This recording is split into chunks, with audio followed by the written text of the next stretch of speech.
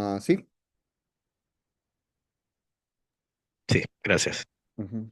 De todos modos, este archivo creo que se los podría compartir, ¿no? Porque este lo bajé. Lo tengo en mi máquina. Entonces, lo primero que quiero que vean es este valor z. El valor z tiene la estructura de x, y. La x en este caso es un deslizador que está dado por el valor de a.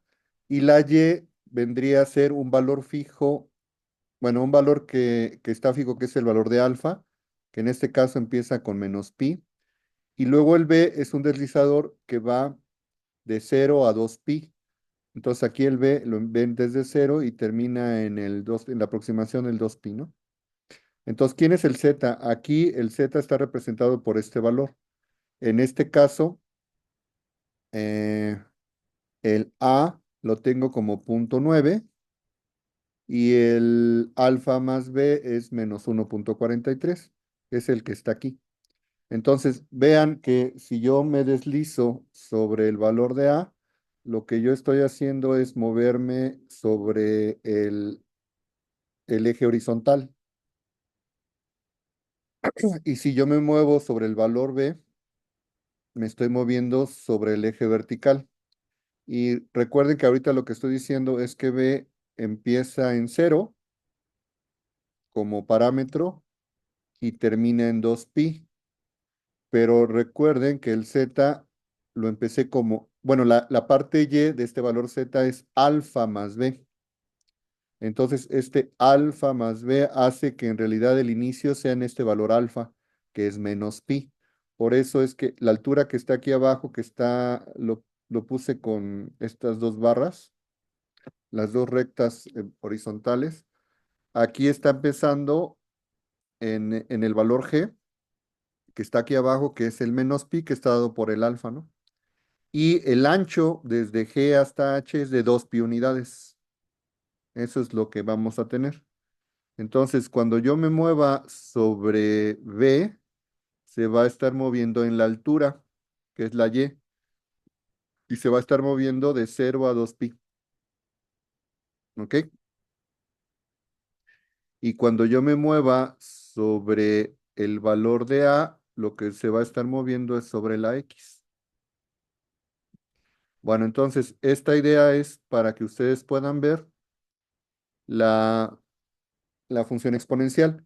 Entonces, la función exponencial la estoy construyendo como el e a la z, e a la x por e a la y. Y ese e a la x por e a la y va a tener vector con coordenadas. Aquí sería el e a la x, coseno de t, sería mi primera entrada, y e a la x por el seno de y, que es, bueno, por el seno, en este caso, sí, por el seno de y, que sería mi segunda coordenada, ¿no?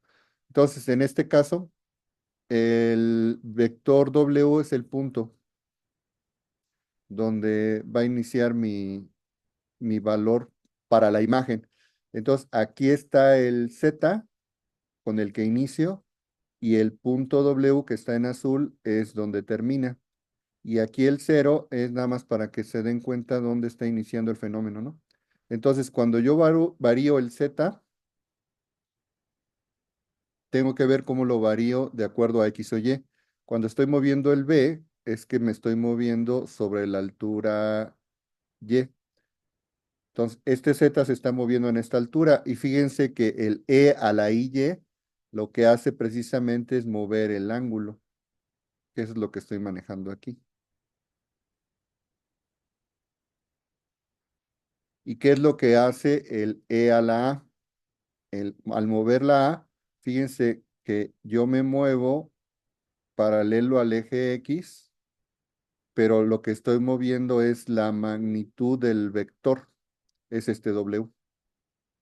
Entonces, aunque en este caso el ángulo es el mismo, cuando yo mueva el valor de A, lo que estoy haciendo es que estoy moviendo el tamaño del vector. Entonces, quizá algo más familiar sería algo así, ¿no? Que lo haga un poco más grande. Ahí está. Y entonces lo que puedo hacer es mover fíjense, vean las dos cosas. Vean que el z se está moviendo desde menos pi hasta pi en un rango de 2 pi unidades. Y cuando llego a que la altura llega a 2 pi es cuando ya estoy dando una vuelta completa. Y al mismo tiempo, si yo moviera la magnitud, estaría girando, construyendo el círculo, pero con la magnitud del vector W como yo quisiera, dependiendo de los valores de z. Entonces, si yo me voy con zetas muy grandes en X, entonces el círculo se pierde, ¿no? Y si yo me voy con zetas muy pequeños, voy a fijar el ángulo.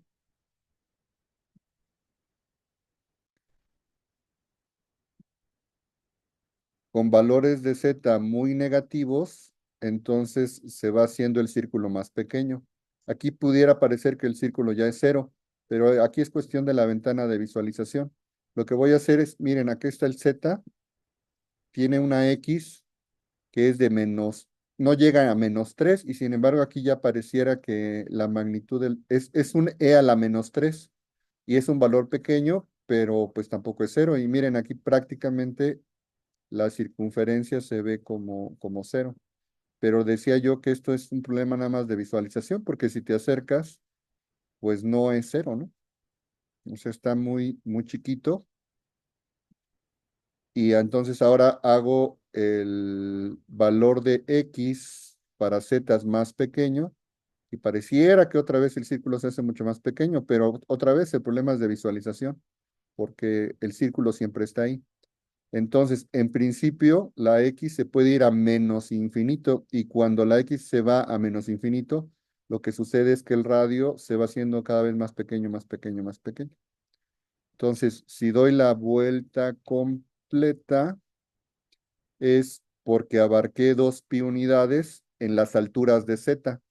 Y precisamente la idea es que cambiando la magnitud del vector, del círculo, pues realmente estoy cubriendo a todos los números complejos.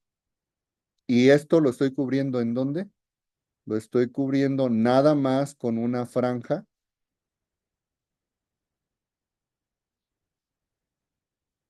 de los valores de z. O sea, nada más esta franja. En este caso, la franja va de menos pi a pi y el ancho de esta banda es de 2 pi unidades. Ahora, una pregunta que yo les hago, ¿qué pasa si yo, en lugar de tomar alfa a la altura de menos pi, a partir de aquí voy a cambiar este valor, lo pongo a altura 0?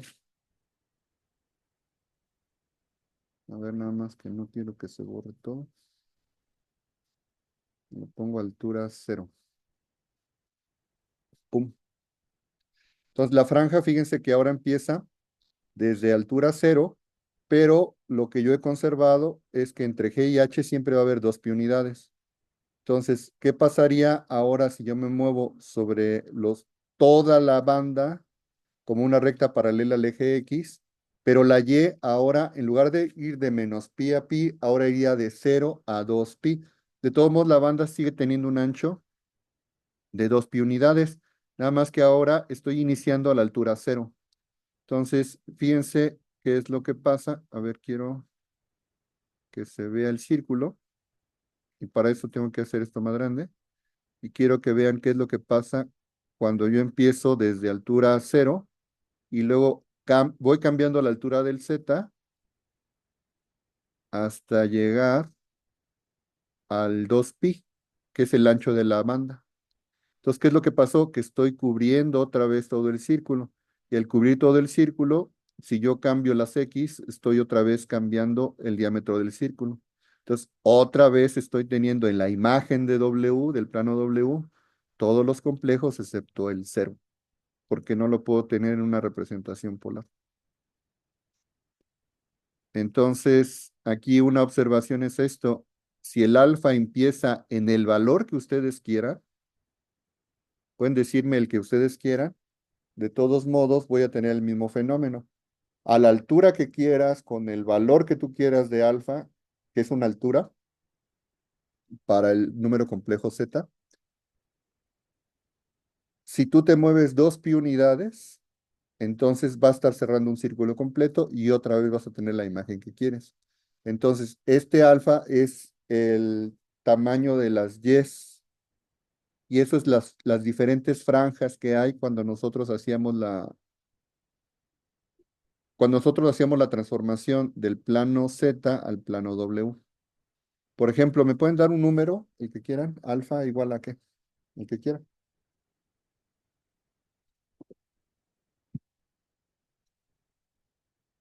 Un numerito, ¿cuál podría ser?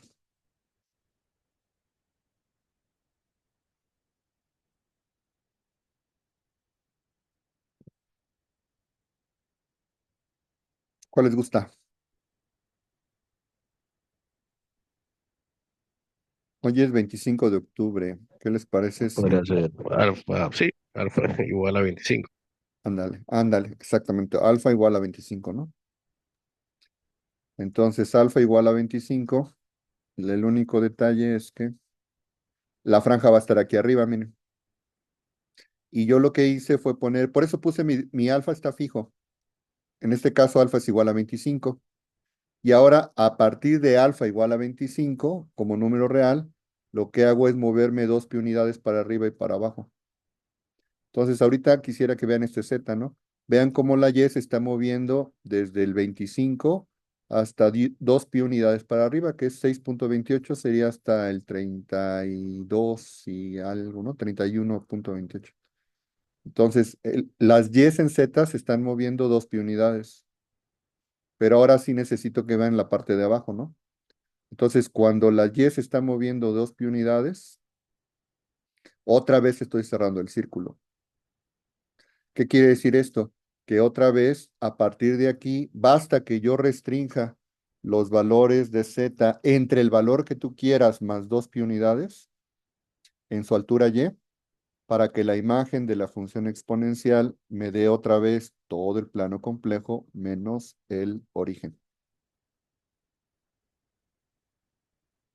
Aquí me hubiera gustado hacer, aquí tengo dos planos, de hecho, ¿no? Aquí en Z estaría pensando en el plano de origen de la transformación exponencial. Y aquí abajo estaría en el CW, que sería el plano complejo, pero como la imagen de la función exponencial. Entonces, ¿cuál es la conclusión? La conclusión es que si tú escoges una franja de tamaño 2pi que empiece a la altura que tú quieras, entonces los valores de z que estén en esta franja, cuando yo se los aplique a la función exponencial, lo que me va a dar es todo el plano complejo, excepto el cero. Porque una vez que me doy cuenta que estoy cubriendo con las 2 pi unidades todo el círculo, necesito que sea toda la franja porque ahora este valor es el que me da todo el radio. Puedo hacer cualquier círculo de cualquier radio, de cualquier tamaño.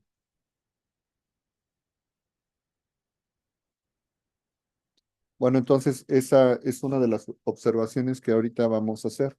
¿Cuál es la ventaja? Que no estamos atados a ningún valor. Empieza con cualquier valor arbitrario en y si tú te mueves 2 pi unidades hacia arriba o hacia abajo, como quieras, lo que vas a estar cubriendo a la hora de hacer la transformación con la función exponencial va a ser que en el plano de la imagen vas a tener a todos los complejos excepto el origen. Entonces, esto es un poco lo que les quería mostrar. Luego regresamos para escribir un poquito más, ¿no?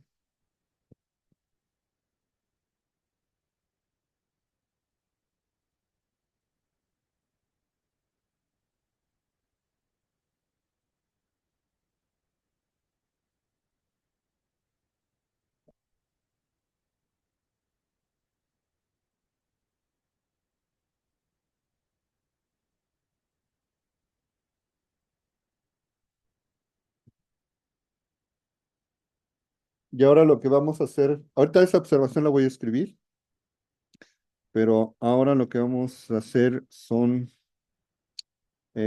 vamos a llamarlo así, ¿no? Propiedades de el mapeo exponencial. EAZ igual a W. Entonces, lo que voy a querer ver ahorita es que qué forma podría tener Z para que yo pueda tomar el valor de W. Realmente lo que vamos a tener es una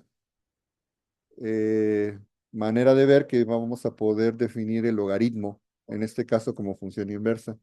Y la manera en que lo vamos a hacer va a ser de la forma siguiente. Eh, si es z, lo escribimos como ex por e a la y,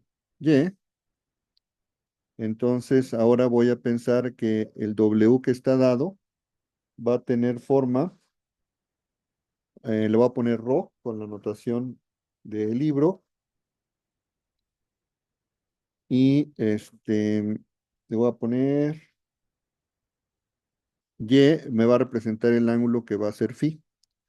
Y entonces e a la z vendría a ser mi valor de,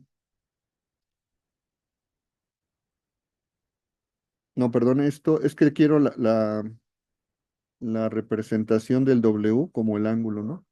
Entonces, este sería el w y este sería el módulo de w e a la i, el argumento del w.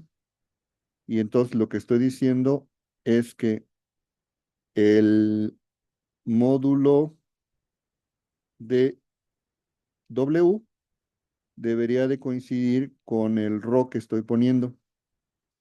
Y el y debería de coincidir con el argumento del ángulo. Este sería el argumento de W. Entonces, lo que estaría diciendo es que el módulo de W debe ser igual a E a la X y el argumento de W debería ser igual a Y. ¿Sí está bien?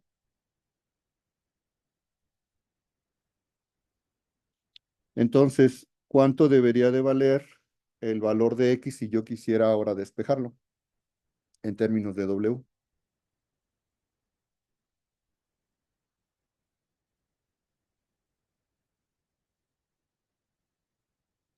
Aquí el módulo de W no es otra cosa más que un valor real. E a la X es la función exponencial, pero es la función exponencial real porque la X es el valor real. Entonces, la X simplemente la puedo despejar con el logaritmo, pero este logaritmo natural es el logaritmo como valor real. Y lo que estaría diciendo es que el argumento de W coincide con este valor de Y. Entonces, si Z es igual a X más Y, entonces la X la puedo ver como logaritmo natural del módulo de W más Y veces el argumento de W. Entonces, así es como se debería de ver el Z. Pero aquí, como está descrito, fíjense que esto es lo que yo había comentado. El argumento en realidad para nosotros, si no lo definimos, si no le damos una restricción, en realidad el argumento lo podría considerar así como el valor de W. Podría fijarlo, por ejemplo, como el argumento principal más todas las vueltas que tú quieras, 2 pi k, donde la k es igual a 0 más menos 1 más menos 2, etcétera. ¿Se acuerdan cuál es el argumento principal?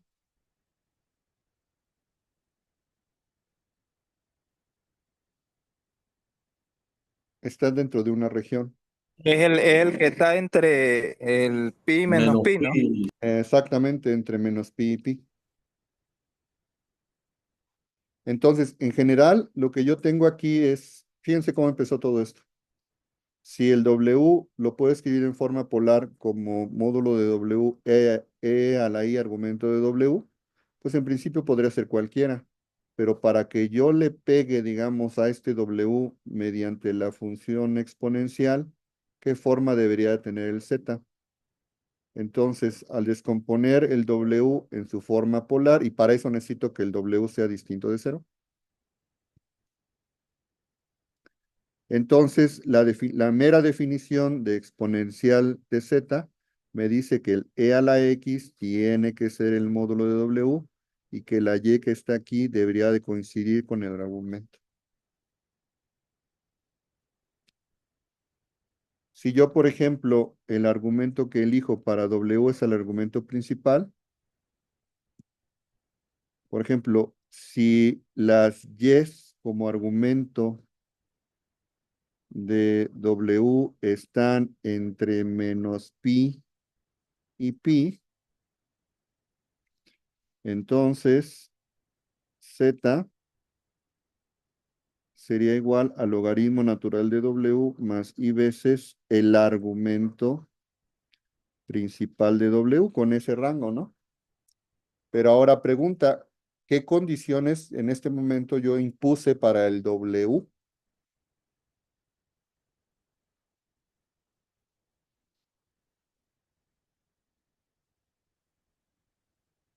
O sea, la pregunta sería, W debe ser distinto de cero. nada Esa es más, una condición. nada más. Entonces, No, ajá, sí. Fíjense que nada más es lo único que pedí. Si el W es distinto de cero, entonces yo puedo utilizar su representación polar que bajo la imagen de una función exponencial definida con la e a la z de esta manera, hago las identificaciones que ya comenté, ¿no? Este es igual a este es igual a este, y lo que debería de pasar es que el z, para que cumpla con eso, tiene que tener esta forma. Nada más que aquí ya restringí el argumento. Pero la cuestión es esta, ¿por qué estoy restringiendo el argumento? Porque aquí de esta manera lo que tengo es una función que es que está abarcando todos los Ws en el plano complejo de la imagen de la exponencial. Es decir, estoy alcanzando a cubrir mediante la exponencial todos los valores de W excepto el cero. Y los zetas los tengo que elegir de manera muy especial. En este caso, solo pueden ser logaritmos del módulo de W, pero las y están entre menos pi y pi. O sea, otra vez es la idea de que estoy teniendo una franja de valores, pero ¿qué valores podría tomar este logaritmo natural de W? Pues puede tomar cualquiera. Entonces, eh, como la imagen del logaritmo pues son todos los reales, entonces pues en realidad no tengo ningún problema. Lo que estoy diciendo es que estoy mapeando ahora lo voy a poner aquí, desde menos pi a pi.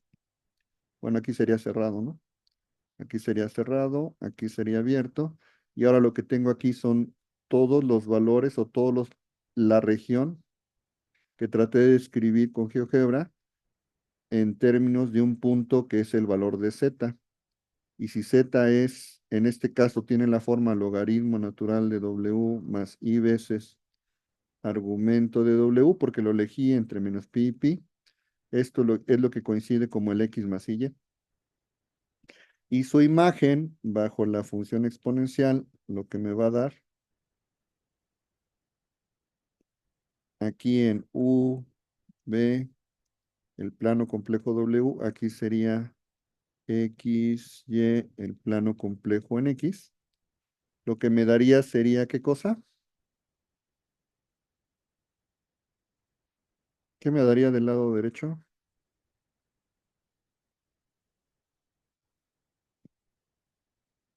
¿Alguien me puede decir? Pero ahí no es el vector que abre el ángulo, el ángulo ese que... Ajá, si yo, o sea, toma cualquier z, ¿no? Aquí. Eso es lo que trataba de decir. Toma cualquier z. Bueno, Este Z va a tener sus coordenadas X, Y. ¿Ok? Bueno, entonces mediante la función exponencial, y aquí otra vez me equivoqué, aquí es la E a la Z. Entonces, Ahora sí.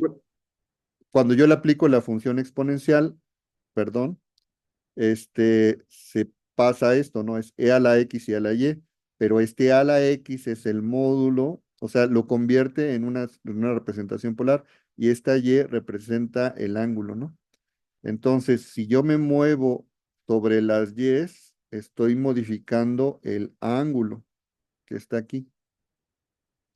Y si yo me muevo sobre las X, o sea, para este punto, si yo me muevo en X, lo que estoy modificando es el argumento, ¿no? El módulo del vector. Entonces, aquí está el W, aquí estaría Y como argumento, bueno, en realidad sería el principal, ¿no? Como argumento de W. Y este módulo del vector no es otra cosa más que el E a la X, eso es lo que les estaba poniendo. Entonces, cuando yo me muevo en las Y's desde menos pi a pi, me estoy moviendo 2 pi unidades, entonces quiere decir que está dando la vuelta completa, es lo que les mostré en GeoGebra. Y cuando yo me muevo sobre X, entonces lo que estoy moviendo es el tamaño del vector. Entonces, cuando yo me muevo para todos los zetas que estén en esta región, lo que estoy obteniendo es todo el plano complejo CW, excepto el cero, porque es el que no tiene la representación polar. Pero bueno, no sé si fui lo suficientemente claro. Esto nada más es para cuando yo elijo el argumento principal entre menos pi y pi.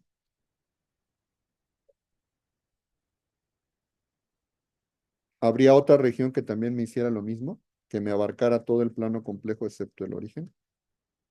¿Ustedes qué opinan?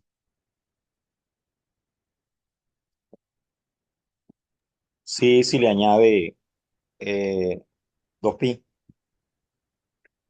Realmente puede ser cualquier altura, empieza aquí, la que tú quieras. Ese es el alfa. Empieza a la altura que tú quieras.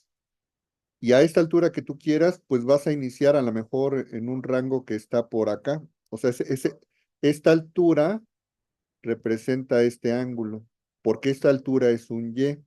Entonces, cuando yo pongo E a la IY, esta altura va a representar un ángulo. Vamos a decir que ese ángulo es este que está aquí. Pero si a partir de este punto tú te desplazas 2 pi unidades, entonces a partir de este punto va a empezar a girar. Y entonces dame la altura que quieras y a partir de esta altura te subes 2 pi unidades y en una franja que va a ser trasladar esta franja hacia el punto que yo le llamé alfa, ¿no? Y de ahí le sumas 2 pi unidades y entonces sobre esta región, si tú mapeas mediante el mapeo exponencial, te va a dar otra vez el plano complejo menos el cero.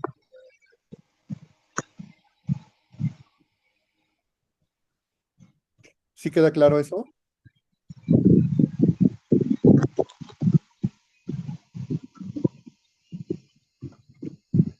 Entonces, espero que quede claro que si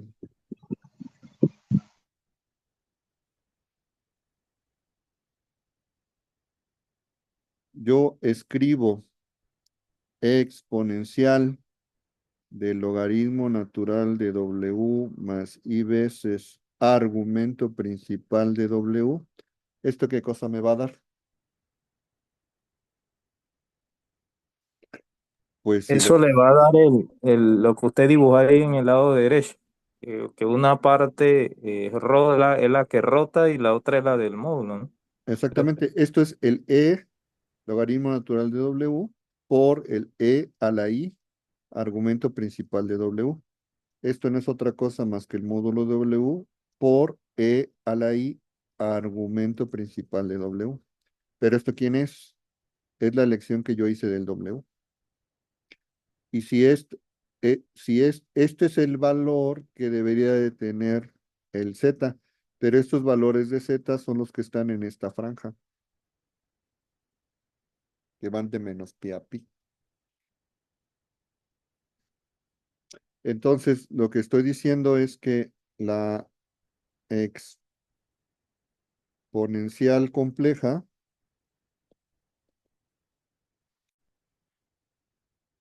ujú, eh, déjenme ponerlo así. eh, con val- valores, o bueno, déjenme decirlo un poco mejor. La exponencial compleja W igual a E a la Z, donde la parte imaginaria de Z está entre menos pi y pi, es una función univaluada. Y aparte, lo que vamos a ver es que cuando yo elijo esta franja sobre la parte imaginaria de Z, lo que importa es que en realidad esta franja sea 2pi. Lo que estoy diciendo es que en realidad una propuesta para la función logaritmo es todo esto, porque esta es la función que, digamos, cancela a la exponencial para que me dé mi valor W.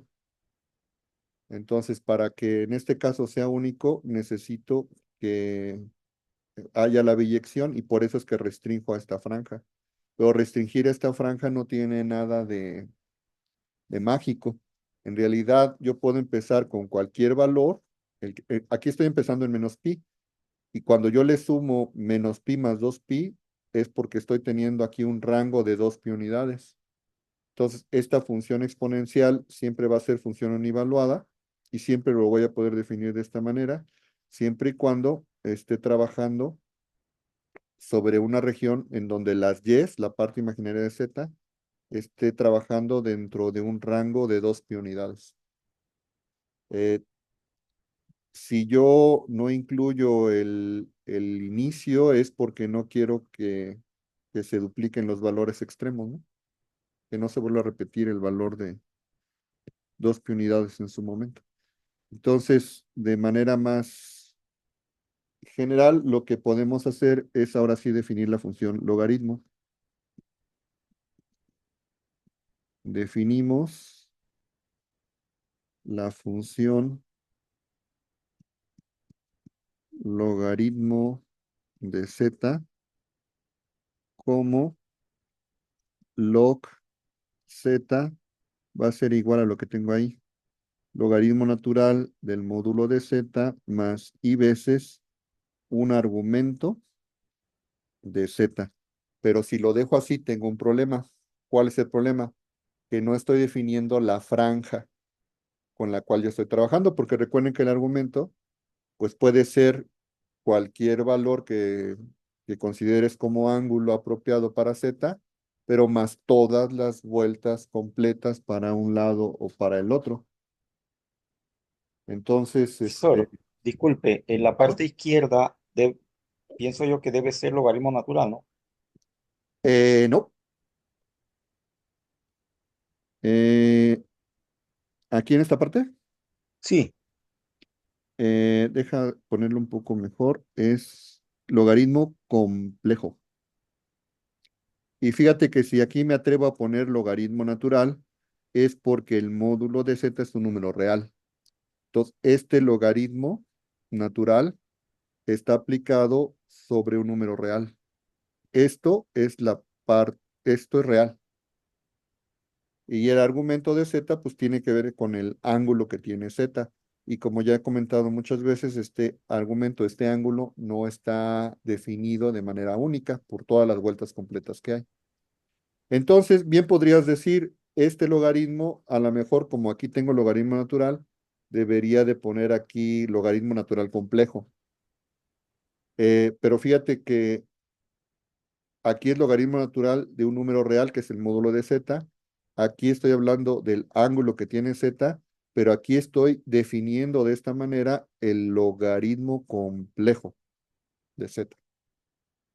Y el logaritmo complejo, en principio, es una función multivaluada.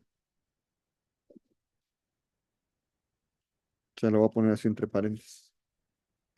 ¿Por qué? Pues porque depende de los argumentos que tú puedas dar.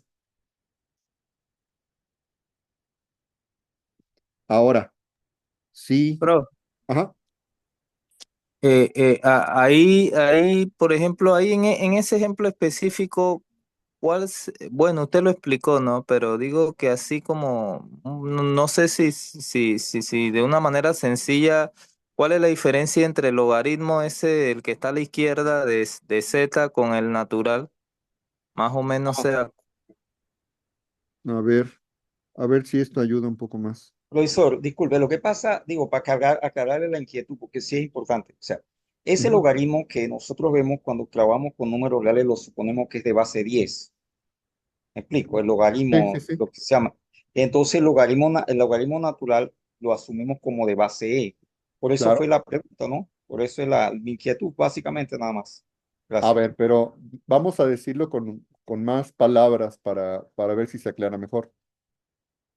Ponemos logaritmo natural de x como logaritmo base 10 de x, que es la función inversa de 10 a la x, ¿no?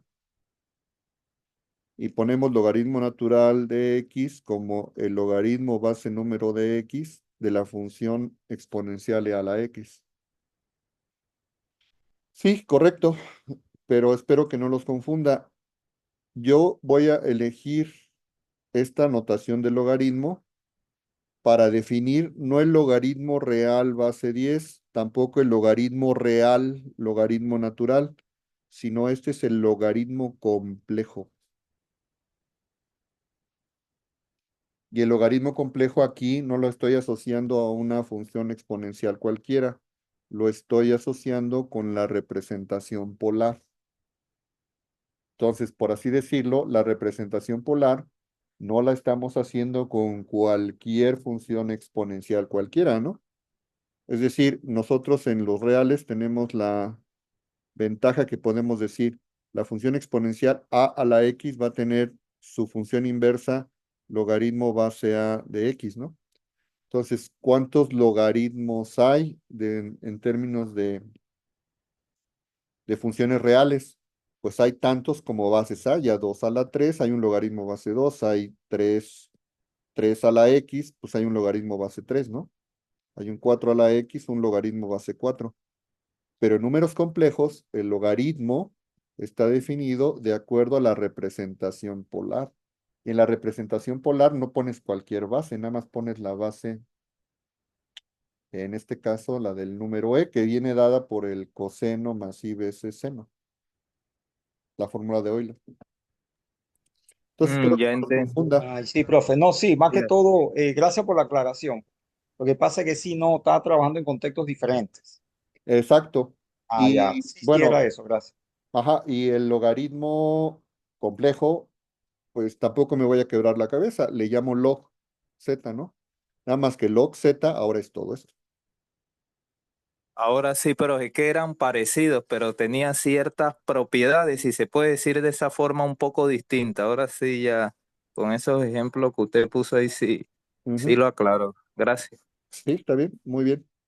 Ok, ahora, aquí es función multivaluada, pero si podemos definir el log con mayúscula de z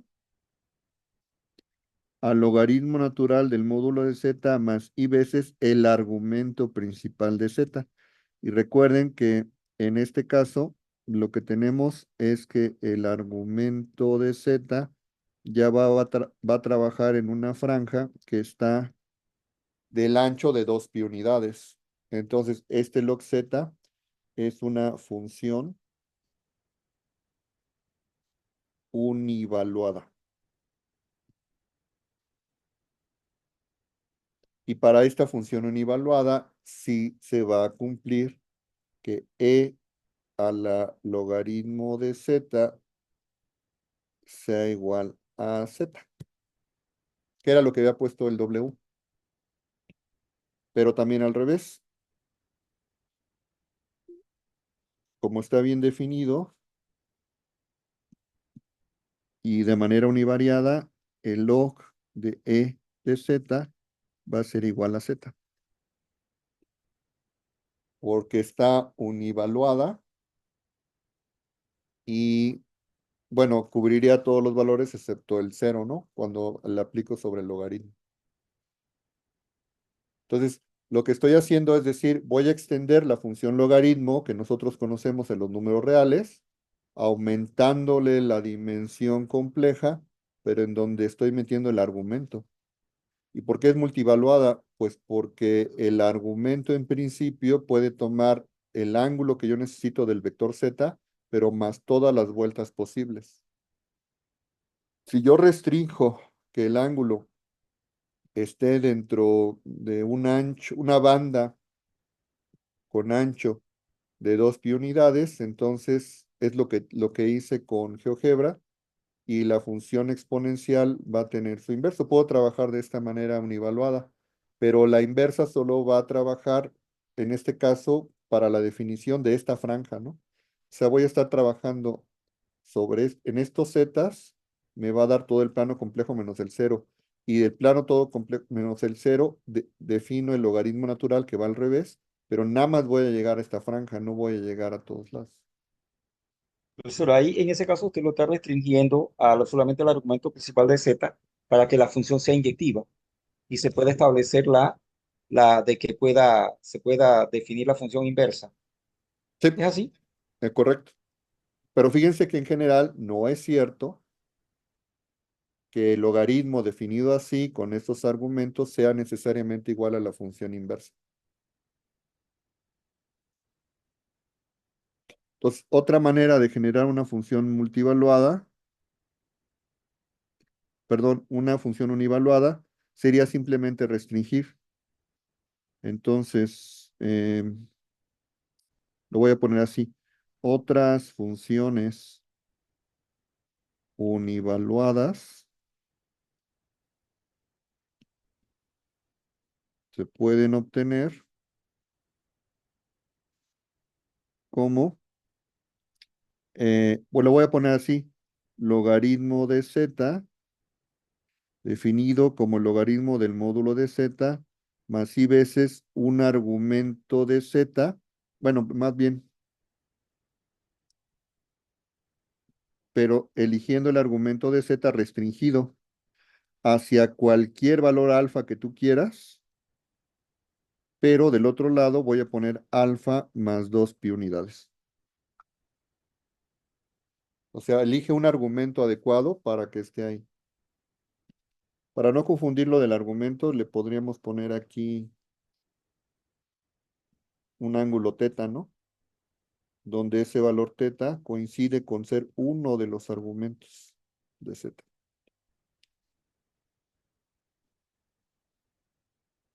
O sea, voy a elegir el argumento de z que caiga dentro de esa franja.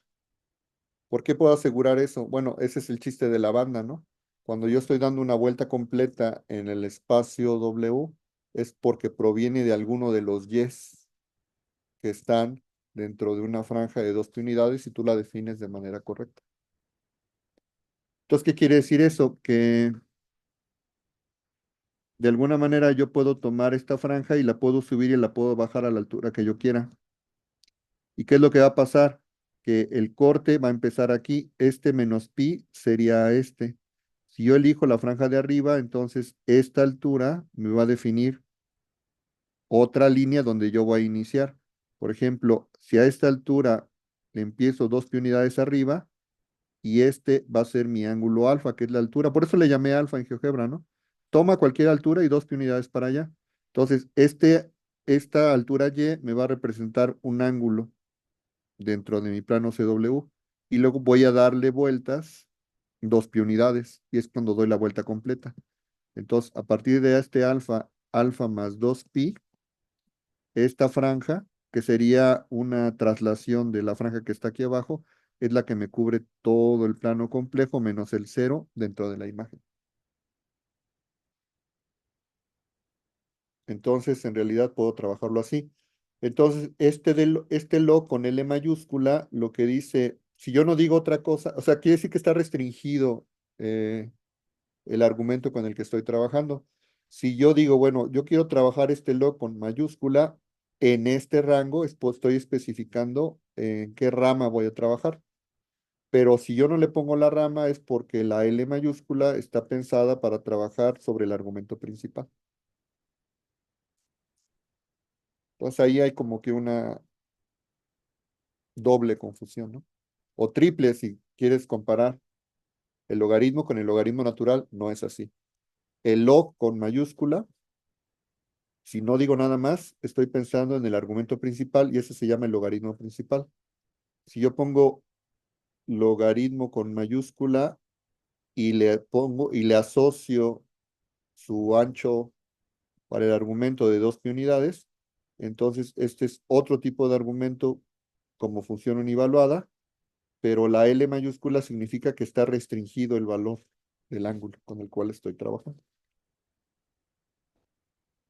Entonces, ¿qué quiere decir esto? Bueno, lo que quiere decir es que ahorita ya extendimos el logaritmo que nosotros conocemos para poder trabajar pues, realmente con cualquier valor. Y el ejemplo, pues muy interesante podría ser este. ¿Cuánto vale el log de -1? Pero fíjate, si tú piensas en el log como si fuera logaritmo real base 10, pues esto no tiene sentido porque -1 no está en el dominio de la función logaritmo real. Pero yo más bien estoy pensando este log como valor complejo. Y si yo lo defino de esta manera, entonces yo no estoy restringiendo el argumento para ningún valor. Entonces, este logaritmo, dependiendo del argumento que yo elija, puede tomar diferentes valores. Y entonces, para que quede más claro, pues vamos a verlo, ¿no? Con este ejemplito. Entonces, primero, por definición, ¿cómo calcularía el logaritmo complejo de -1? ¿Cuál es la fórmula? Logaritmo complejo de z es igual a ¿quién? Al logaritmo natural del módulo de z más i veces el argumento de z. Entonces, ¿cómo quedaría aquí? Logaritmo natural de módulo de -1 más i veces el argumento, uno de los argumentos, el que yo elija de -1. ¿Cuánto vale el logaritmo natural del módulo, bueno, del valor absoluto de -1?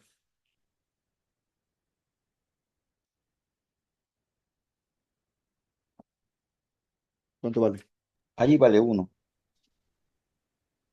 Pero el logaritmo natural de Ah, Eso perdón, no -1, es cero. 0, 0, 0. 1, ¿no? Entonces, el logaritmo natural de 1 es 0, más i veces. Díganme qué valor puede tomar el argumento de -1.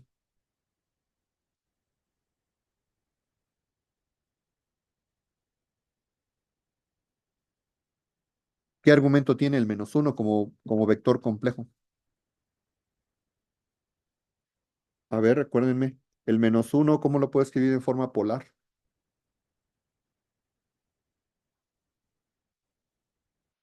Pues, ¿cuál es el ángulo, no?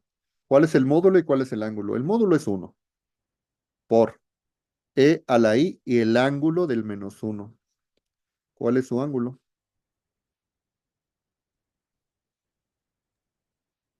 No es pi. 180. Pi. Entonces aquí sería 0 más i pi, pero sería uno de los posibles argumentos. ¿Me podrían decir otro?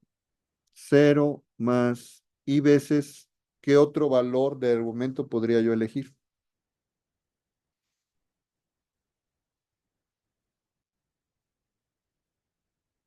Uno es pi, que es este. ¿De qué otra forma puedo llegar a esta abertura de pi unidades?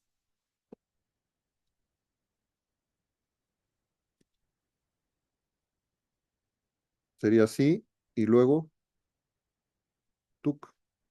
3pi. 3pi, correcto. Y eso porque elegiste la positiva, ¿no? Pero también pudiste haber elegido la negativa. Entonces, ¿cuál sería el valor? Y veces otro argumento posible, ¿cuál podría ser? El contrario, no sé si se leerá así menos pi, ¿no? O sea, partiendo de... Si a pi le resto 2pi. Entonces, puedo llegar aquí como pi unidades o puedo llegar a este como menos pi unidades, ¿no? Entonces, aquí sería i por menos pi. Y entonces, una más. ¿Cuál se les ocurre? Menos 3pi. Menos 3pi, sí. Entonces resulta que el logaritmo de menos 1 podría tomar el valor de pi por i o también podría tomar el valor de 3pi i, también podría tomar el valor de menos pi por i, también podría tomar el valor de menos 3pi por i, y aquí repetí la i, ¿no? Entonces, en principio tiene infinidad de valores. A ver, ¿cómo que el logaritmo puede de menos 1 puede tomar infinidad de valores? Bueno, recuerden, la interpretación no es que el logaritmo es un conjunto, no, no estoy poniendo así. El logaritmo no es un conjunto de valores, el logaritmo elige uno de estos, pero puede ser cualquiera. O sea, en general, ¿qué forma tendría? Esto eh, sería i veces pi más 2pi k, en donde la k puede ser 0 más menos 1 más menos 2, que son las vueltas completas, ¿no? Entonces, el logaritmo de menos 1 podría tomar cualquiera de estos valores. Por eso decimos que es una función multivaluada, porque podría tomar cualquiera de esos valores. Aquí está el logaritmo como función multivaluada. Ahora, para que vean la diferencia, ¿cuál sería el logaritmo de menos 1? Así, L con L mayúscula del menos 1. ¿Qué es lo que estaría buscando para este logaritmo? Lo que estaría buscando es que el argumento de menos 1 esté entre menos pi y pi.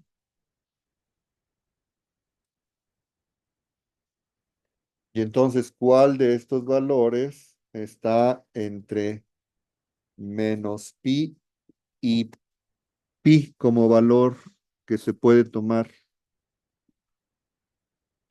cerrado? Solamente pi. Nada más pi. Entonces aquí queda i por pi. Entonces, déjenme ser un poquito más explícito, ¿no? Aquí voy a decir función multivaluada, ¿no? Y aquí es función univaluada. ¿Por qué es función univaluada? Porque estoy escogiendo el argumento dentro de un rango de 2pi unidades a partir de cualquier ángulo arbitrario que tú quieras. Pero ese ángulo arbitrario siempre lo elijo que inicia en menos pi para que me dé lo que yo llamo el argumento principal. Entonces, en realidad, si identificamos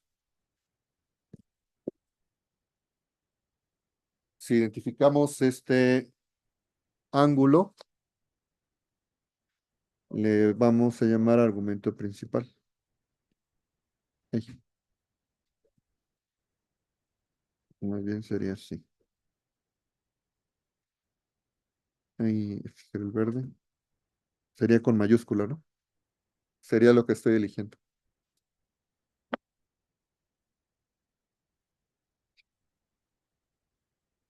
Deme un momento que quiero conectarme con esto.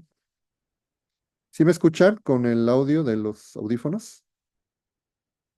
Sí, pero Ah, ok, sí, yo también. Nada más que perdí la conexión, en un segundo.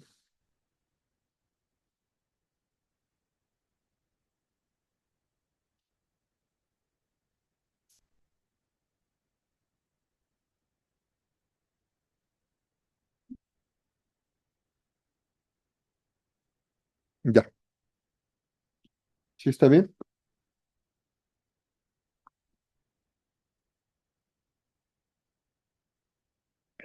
¿Alguna pregunta? Ah, bueno, la otra es esta. Vamos a, por ejemplo, tomar log de -1, pero ahora el argumento de -1 lo vamos a tomar entre, ¿qué les gusta? Entre 5pi y más 2 unidades, más 2pi unidades y 7pi. ¿Cuál sería el ángulo que está entre 5pi y 7pi?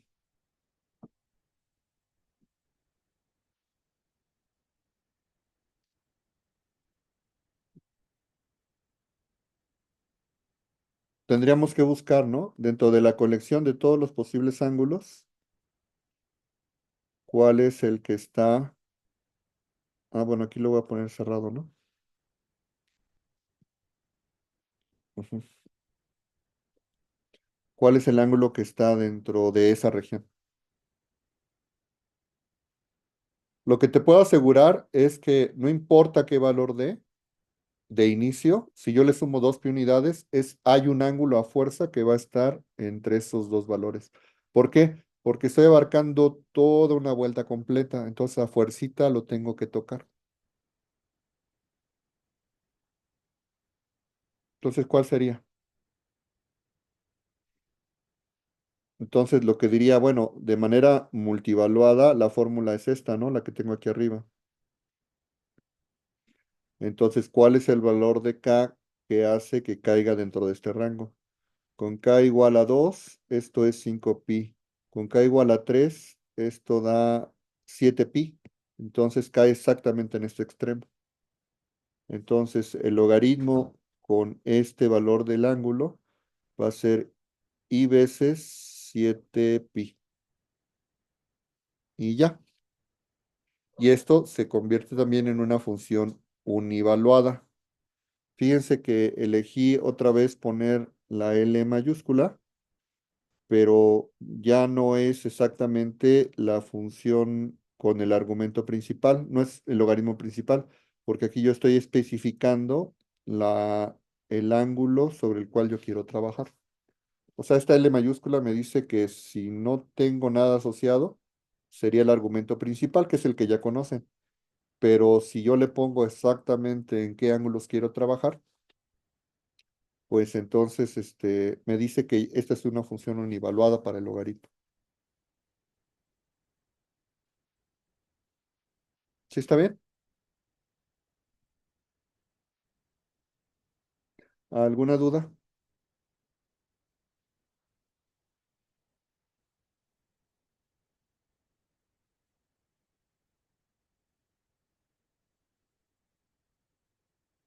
Pero solamente puede ser ese ángulo. En el caso para cuando está el logaritmo con letra mayúscula. El logaritmo con letra mayúscula es el logaritmo complejo. Si Sí, le sí, pero, pongo, ajá, ah, la pregunta es si en ese caso, te digo, usted hace distinción porque en ese caso, cuando toma el logaritmo con mayúscula, lo está tomando como una función univaluada. La pregunta es si en ese caso solamente es válido para 7pi. Pregunta ah, es esa. este L mayúscula es válido para este 7pi porque yo definí trabajar en esta rama. Tú dame el número que tú quieras, no sé, 2538, ¿no? O sea, es un número que se me ocurre. 2538,47, ¿no? Y si al 2538,47 le sumas 2pi unidades, y permites que el argumento se maneje entre estas dos ramas, yo te puedo asegurar que hay un valor del argumento que va a caer entre este número completamente arbitrario más 2 pi unidades.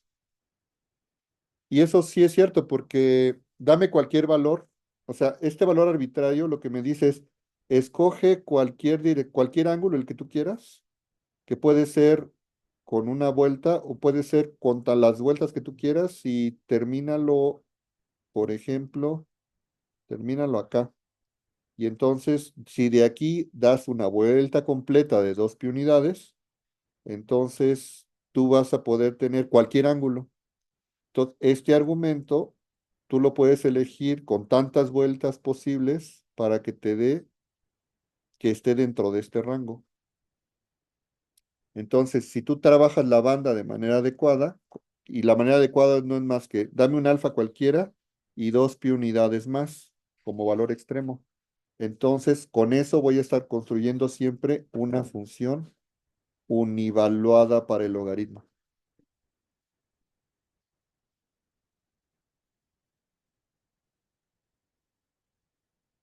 ¿Sí está bien? Sí, sí, claro, claro. Sí, o sea, no tiene nada especial esto. Lo único especial que tiene es que empiezo aquí con un alfa. Aquí pongo uno de los argumentos, lo busco entre alfa más 2 pi. Y con que sea eso, ya tengo una función multivaluada y te puedo dar un valor para el logaritmo. Y no nada más eso. Siempre que yo trabaje en esta región, los valores que voy a tener van a ser univaluados y también van a ser biyectivos dentro de la región y también voy a poder hacer dentro de esa franja, es decir, de manera local, voy a estar eh, calculando la exponencial compleja con su función inversa, que sería este logaritmo.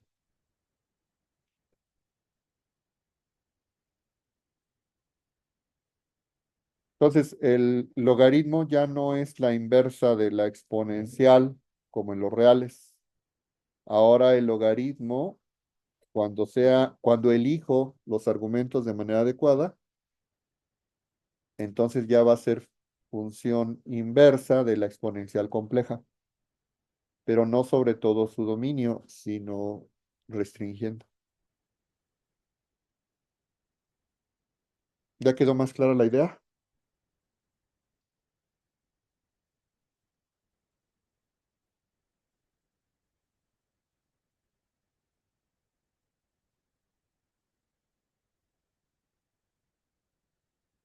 Muy bien. Observe que en general, si el logaritmo de z es igual al logaritmo natural del módulo de z más y veces cualquier argumento de z, eh, la composición e a la logaritmo de z es igual a z. Esto sí es cierto. La que no es cierto es al revés, el logaritmo de a a la z sea igual a z. Esto siempre es cierto porque aquí voy a tener a la logaritmo de z va a ser igual a a la logaritmo natural del módulo de z más i veces el argumento de z. Entonces, esto es a la logaritmo natural del módulo por a la i argumento de z. Pero como esta exponencial y este logaritmo los veo desde el punto de vista real porque todos son valores reales, entonces este se cancela con este.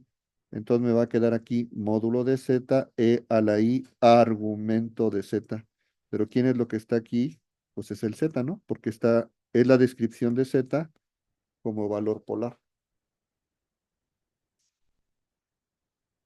Y otra vez, esto solo sería cierto si el z no es cero. Pues, no le puedo calcular el logaritmo de cero, ni siquiera cuando sea complejo, porque no tiene representación polar.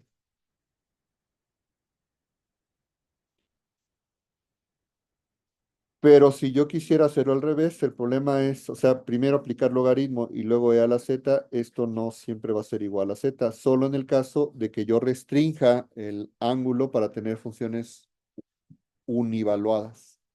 Pero de manera general, sobre todo el plano complejo, eso no se va a dar. ¿Sí está bien?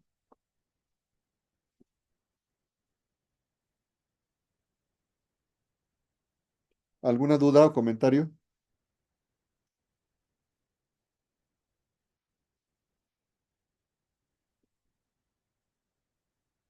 ¿No?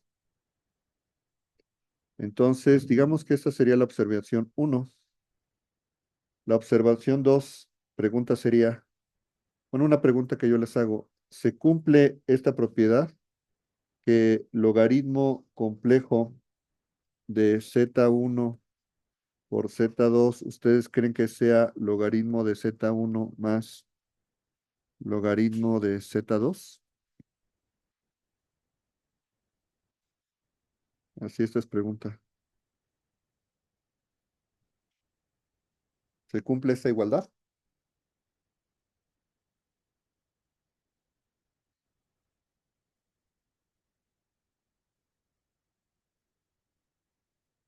Yo digo que sí, profesor. No sé. A No ver. estoy muy seguro, pero me pareciera que sí.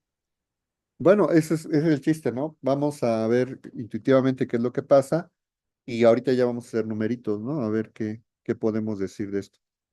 Entonces, voy a cambiarle color. Entonces, ¿qué significa el logaritmo de z1 por z2? Y el chiste es que pasa en general, ¿no? Entonces, ¿esto quién es? Según la definición, ¿me pueden decir?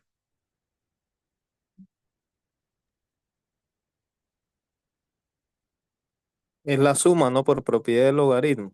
Bueno, sería logaritmo natural de z Logaritmo natural de z1 por, por z2 ajá, más el más argumento. y veces el Ajá, argumento de z1 por z2. exacto. Pero ahora, propiedades de los complejos, ¿no? Logaritmo del módulo de z1 por el logaritmo de z2 más i veces, ¿y aquí qué cosa es esto?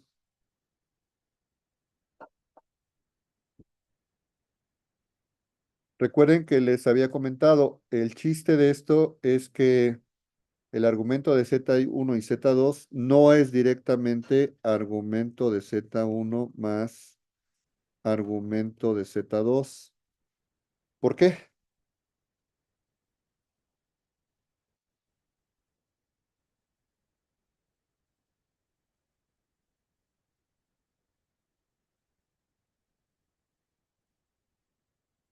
Porque miren, ¿Puedes repetir? ajá, es pregunta. Yo les había comentado en algún momento cuando hicimos el producto, muy al principio, cuando vimos la representación polar, el argumento de z1 por z2 hay que interpretarlo muy bien como la suma de los argumentos. Lo que pasa es esto, miren, recuerden esta parte, ¿no? Lo voy a poner en rojo. Si z1 es igual al módulo de z1 por e a la i argumento de z1, y el z2 es igual al módulo de z2 e a la i argumento de z2, ¿quién es z1 por z2? Pues en principio es la multiplicación de todo esto, ¿no? E a la i argumento de z1 por módulo de z2 e a la i argumento de z2. Pero aquí en estas multiplicaciones yo puedo reordenar este z1 por el módulo de z2 por e a la i argumento de z1 más argumento de z2. Pero aquí hay que tener cuidado porque la cuestión es esta. Yo aquí estoy multiplicando de manera individual cada uno de los valores, pero por otro lado, esto debería de ser Z1 por Z2 en módulo E a la I argumento de Z1 más Z2. Entonces, este pues sí es igual a este, no tengo ningún problema. Pero la duda es esta. Z1, ah, es por, no, no es más.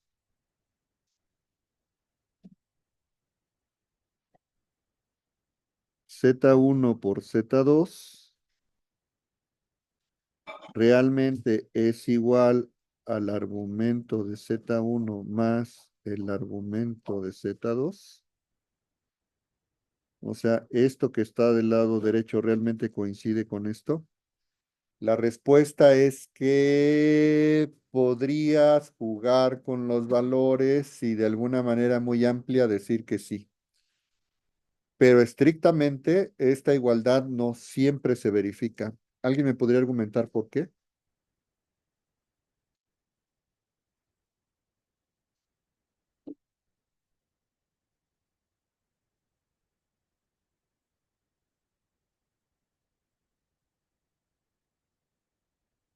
Pero yo pienso que si, digo, es mi opinión, ¿no? Yo pienso que si se toma en ese caso, para el argumento, en el caso se toman los argumentos principales, sí se cumple, Pero ¿cuál sería el pienso problema yo, si yo no tomo los argumentos principales? que puede adquirir infinidad de valores. Exactamente. El argumento de Z1 podría tomar argumento principal, es decir, entre Ajá, menos pi y pi, pero claro, podría no hacerlo. exacto. Igual acá, ¿no? Entonces yo puedo sumar un argumento sin ninguna vuelta extra, que sería el argumento principal, nada más dar una vuelta sencilla. Aquí podría dar 5 vueltas y el producto de esto, o sea, sí serían iguales, y como Abdul bien lo dijo, esto sí sería cierto, módulo 2pi. O sea, este es un ángulo más otro ángulo me va a dar uno de estos ángulos, pero yo le puedo añadir tantas vueltas como yo quiera. Entonces, no necesariamente son iguales, porque todavía no he definido cuántas vueltas extras he dado ni en qué sentido. Pero lo que sí podría asegurar es que es el argumento de Z1 por Z2 va a ser igual al argumento de Z1 más el argumento más Z2, pero salvo el hecho de que pueda estar dando vueltas completas. O sea, una manera de decirlo es así. Fija el argumento de Z1, fija el argumento de Z2. Una vez que yo fije esos argumentos, el argumento de Z1 de Z2, que son infinitos, podrías elegir el correcto para que te coincida con la suma. Pero también podrías decir esto, del argumento de Z1 y Z2, tomo uno y lo fijo. Tomo el argumento de Z1 y también lo fijo. Entonces, podría yo encontrar uno de los argumentos de Z2, de los números infinitos que hay, de tal manera que hagan cierta esta igualdad. Entonces, lo que digo es, de los infinitos valores que hay aquí, de los infinitos valores que hay acá y de los infinitos valores que hay acá, si tú me fijas dos, el tercero ya no es infinito, el tercero ya lo tienes que elegir para que realmente sea igual con los anteriores. Pero de entrada no te va a dar que sea exactamente igual. Y para algunos valores de Z, incluso si tú restringes a un argumento principal, podría no darse, ¿eh? Puede haber cosas raras.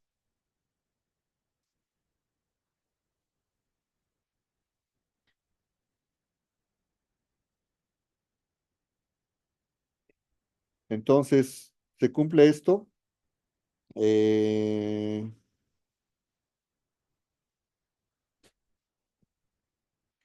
Solo, bueno, para contestar la pregunta, ¿no? Entonces, la respuesta es afirmativa si se fijan dos argumentos y se elige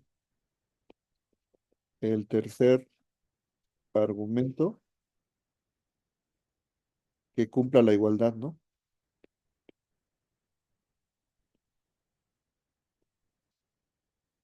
Eso es lo que pasa.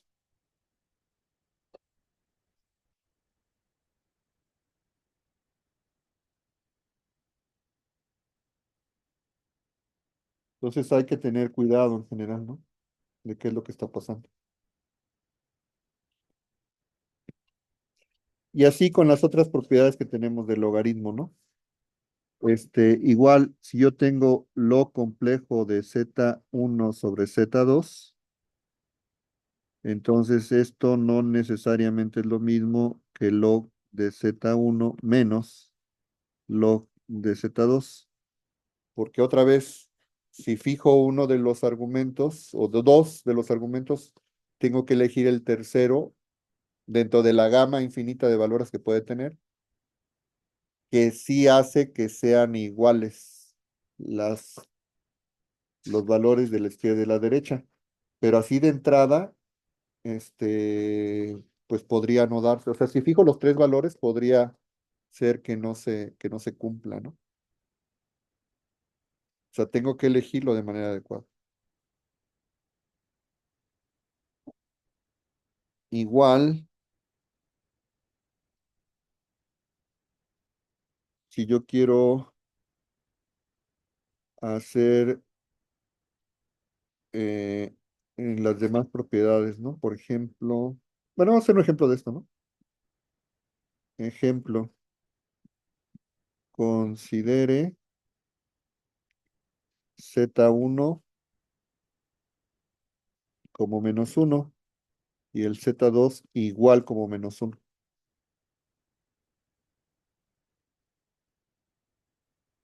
Entonces, ¿me pueden decir cuánto vale Z1 por Z2?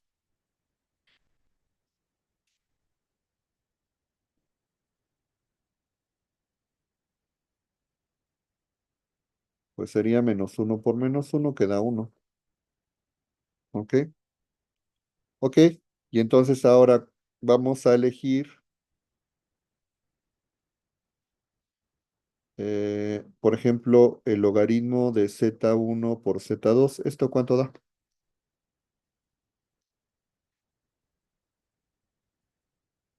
Fíjate que lo estoy poniendo con mayúscula y no estoy especificando nada más.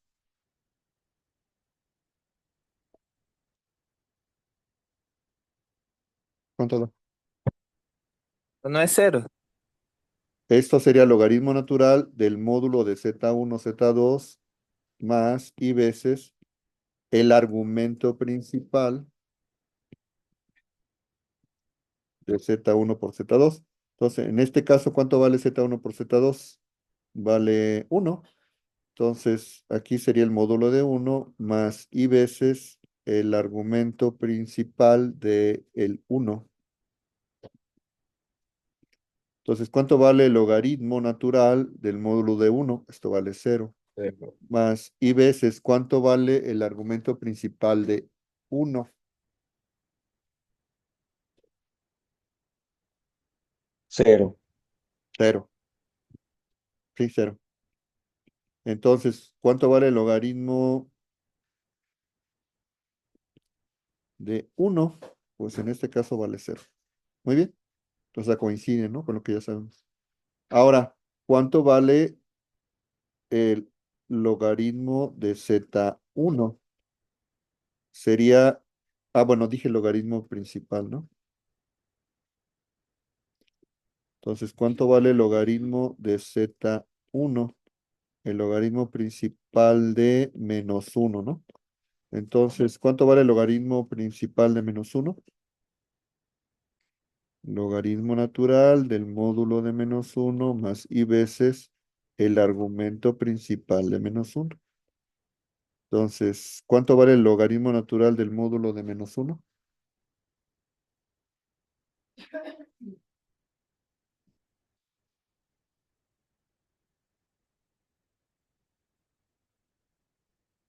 ¿Cuánto vale?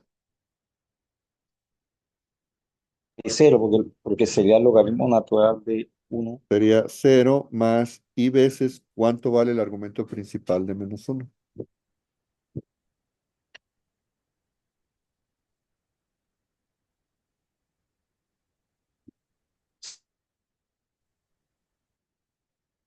¿Cuál es el argumento principal de -1?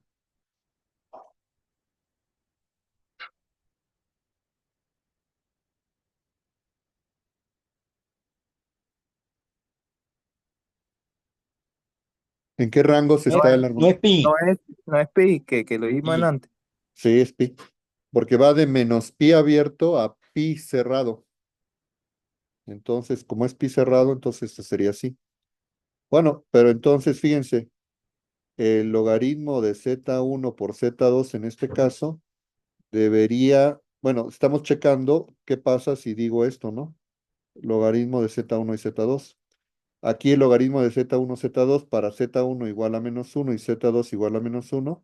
Esto por el lado izquierdo vale 0. Pero ¿cuánto vale el logaritmo de z1? I veces pi.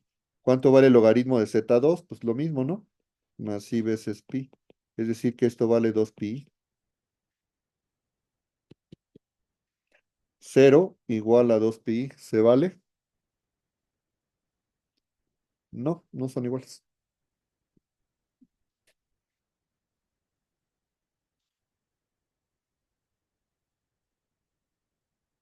Pero lo que sí es cierto es que si yo no restrinjo el... O sea, aquí ¿cuál es el problema? El problema es que restringí los tres.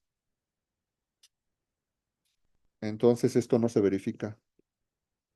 No se verifica. El problema es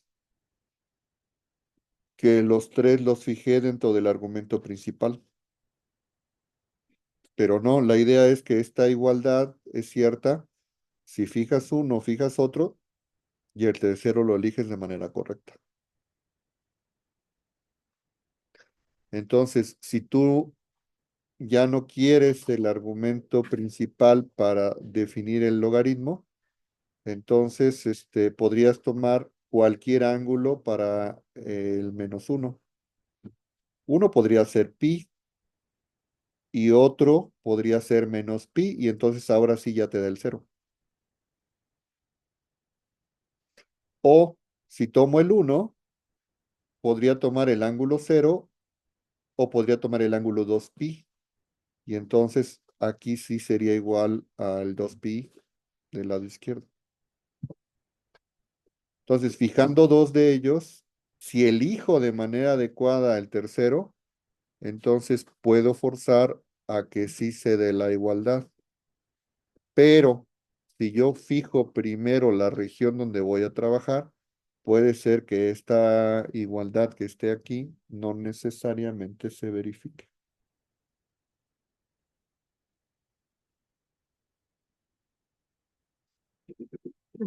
¿Sí está bien?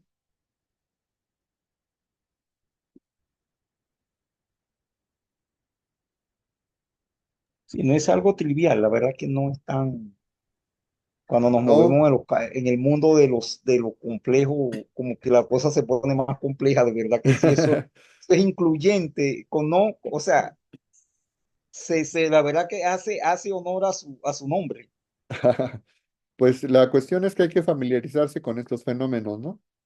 Entonces, sí es, o sea, hay que entender que el hecho de tener la dimensión extra dada por el i, y entendiendo el i de una manera amplia, ¿no? La i, fíjense, un buen comentario es ¿no? Cuando estamos en secundaria, ¿no? Para los niños de 15 años decimos que la i es igual a raíz cuadrada de -1. Tengo problema con este -1. Porque esta raíz cuadrada, si tú piensas que es la raíz cuadrada real, entonces no le puedo yo dar un sentido al -1. Entonces, la única manera que le puedo dar un sentido a la i, en realidad, es como la dirección 0, 1. Pero el problema es que cuando ya estoy trabajando ahora con los complejos, el decir la raíz cuadrada positiva de -1. Sí, pero ahora es la raíz cuadrada positiva compleja. ¿Cuál es el problema con la raíz cuadrada positiva compleja?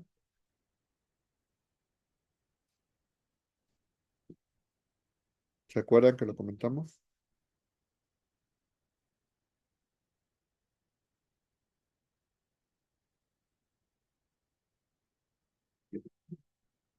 Que si estoy pensando en la raíz cuadrada positiva compleja, no está bien definida porque esta raíz depende, es una función multivaluada, porque depende de qué argumento yo tome para el -1.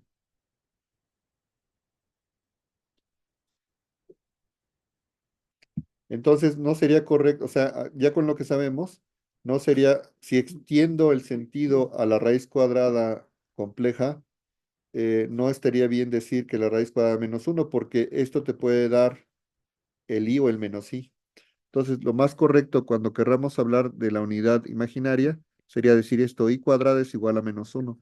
Y ahora sí, esta i estoy pensando que es la que resuelve esta ecuación de una sola manera, ¿no? Como i, pero también está el menos i que resuelve eso de la misma manera. O sea, aquí están metidas las dos soluciones, pues. Entonces sería la próxima vez que nos digan, ¿y cuál es la definición de i? Pues no sería correcto decir i igual a raíz cuadrada de -1, sino más bien i es el número complejo que al elevar al cuadrado me da -1. Aquí lo estoy elevando al cuadrado y esto no tiene ambigüedad, pero esta raíz sí tiene ambigüedad. Esa es la bronca.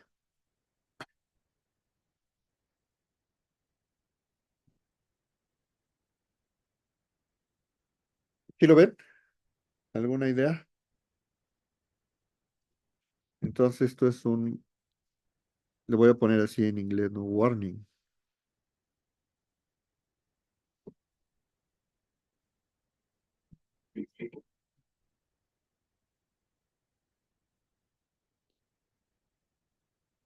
Ok, ¿se acuerdan de lo que había comentado? El logaritmo de z tiene infinidad de valores porque es una función multivaluada, es el logaritmo natural de módulo de z más i veces el argumento de z. Pero ahora, ¿qué pasa si le aplico la exponencial? Si le explico la exponencial, esto da z, porque esto es e a la logaritmo natural de z, módulo de z, más e a la i veces el argumento de z. No importa qué argumento de z ponga, como e a la i la estoy poniendo con el exponencial, o sea, aquí queda módulo de z, ¿no? Y aquí queda e a la i argumento de z. Pero resulta que la infinidad de valores que toma el argumento tienen diferencia 2pi, que es exactamente el periodo de la función exponencial. Entonces, la infinidad de valores que hay con del argumento evaluadas dentro del periodo de 2pi unidades que tiene la exponencial hace que se contrarresten uno con otro y por eso es que me da z. Entonces, e al logaritmo de z igual a z se verifica. O sea, con eso yo no tengo problemas. Entonces, con esa idea, yo voy a definir ahora, ¿cómo le haríamos para definir con logaritmos y exponenciales z a la n? Pero donde ahora n es, puede tomar cualquier valor. Por ejemplo, n como entero, más menos 1, más menos 2, más menos 3, etcétera. ¿Cómo creen que lo pudiera yo definir ahora?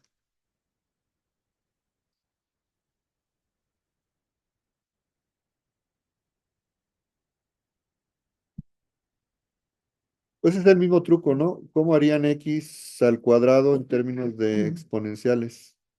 Pues sería e logaritmo natural de x cuadrada, ¿no? Pero para que yo pueda trabajar con esto, le puedo poner así dos veces logaritmo natural. Entonces, por medio del logaritmo, yo puedo definir la x cuadrada, pero de esta manera, ¿no? Entonces, fíjense que yo podría expresar el, la potencia positiva o negativa, como la exponencial de n veces logaritmo de z.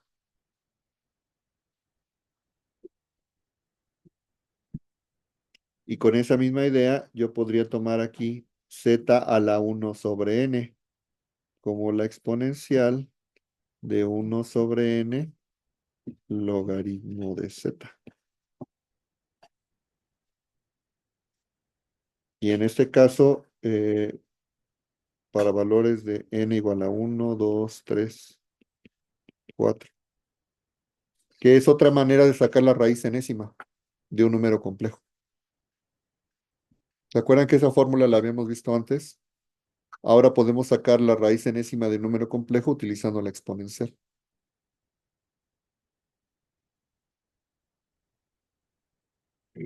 ¿Se acuerdan cómo iba la fórmula?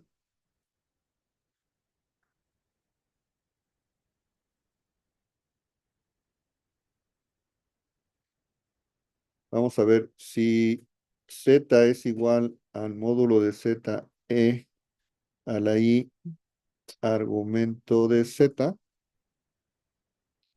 Entonces, lo que podríamos hacer es elegir un argumento y darnos cuenta que podemos tomar cualquier número de vueltas asociado a él. Entonces, podríamos decir, si el argumento de z lo fijamos como un valor teta, entonces aquí sería e a la i teta más 2pi por k, que sería cualquier argumento que estoy tomando aquí, pero la k sería 0, y en principio podría ser, decía yo, más menos 1, más menos 2, todas las vueltas posibles que yo quisiera, ¿no? Entonces, ¿qué sería? Entonces, ahora en este caso, sacar la raíz enésima de esto. Sería sacar la exponencial de 1 sobre n del logaritmo de z.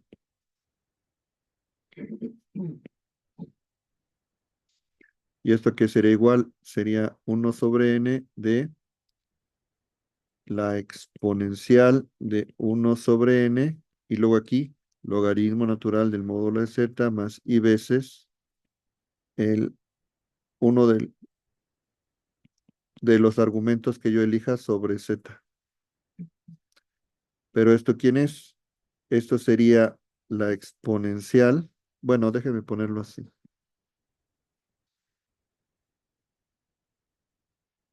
No, sí, otra vez. Sería la exponencial de logaritmo natural de módulo de z a la 1 sobre n, más i veces el teta más 2 pi k que estoy eligiendo, dividida sobre n, que sería el ángulo que yo estoy eligiendo. Y entonces este z a la 1 sobre n va a ser igual a e, a la logaritmo natural del módulo de z a la 1 sobre n, por e a la i de teta más 2 pi k sobre n. Y entonces el z de 1 sobre n, este con este ya se cancela y me queda la raíz enésima del módulo de z por e a la i teta más 2 pi k sobre n. ¿Tengo soluciones infinitas? No. Lo que pasa ahora es que cuando yo tomo una franja de 2 pi unidades, recuerden que estoy cubriendo a todos los zetas. Entonces, ahora lo que está pasando es que no voy a tener k infinitas soluciones, sino que lo que estoy haciendo es partir el 2pi en k sobre n partes, ¿no? Entonces, cuando tomo n diferentes partes con estos valores, estos pedacitos de las 2pi unidades, cuando la k es igual a n es porque estoy empezando una vuelta completa más. Entonces, aquí es otra manera de justificar que no tengo infinitas soluciones, sino las infinitas soluciones que tiene el logaritmo se cancelan con el periodo de la exponencial cuando tiene el ancho de 2pi. Entonces voy a tener K diferentes soluciones mientras yo no alcance una vuelta completa sobre el periodo 2pi. Una vez que alcance la vuelta completa del periodo 2pi, se van a empezar a repetir. Entonces esta fórmula está interesante porque te das cuenta que aunque el logaritmo es multivaluado, con la exponencial se cancela por el periodo 2pi. Si lo que estoy tomando son pedacitos de 2pi unidades, una vez que alcance n partes de las n particiones, entonces ya estoy dando una vuelta completa y vuelvo a empezar. Entonces, por eso es que aquí la solución final otra vez es de k igual a 0 hasta n-1, que son las n diferentes soluciones que tengo. Entonces, esto coincide con la raíz enésima de la unidad con la que nosotros estamos trabajando. Y ahora con lo que ya tenemos, pues ahora, ¿qué impide que la exponencial, bueno, que el exponente, ¿por qué no por qué no, ahora ya lo trabajamos como número complejo? Porque ahora, cuando yo multiplique aquí, voy a estar multiplicando un número complejo por este otro número. Entonces, la exponencial compleja ya la podría definir, que sería otra de las funciones. Pero, en lugar de que yo discuta eso, aquí ya viene yo cierro ya con esto la presentación de lo que sería la exponencial y logaritmo, y a partir del exponencial y logaritmo podemos definir la potencia compleja, podemos definir las funciones trigonométricas complejas, podemos definir las funciones trigonométricas hiperbólicas complejas, y lo que yo les voy a pedir es que ustedes hagan un resumen de esto y de las propiedades principales que vamos a ver más adelante, que van a ser, lo que sigue sería ver y empezar a checar continuidad y de diferenciabilidad, pero sería diferenciabilidad en el sentido complejo, la derivada compleja, que tiene sus características. Entonces, la siguiente tarea podría ser eso, que vean de las funciones que nos faltan y de las que tenemos aquí, sus propiedades de límites, de continuidad, sus propiedades principales, y esa sería la siguiente tarea. Y ya teniendo eso, entonces ya podríamos pensar en un examen. ¿Cómo ven?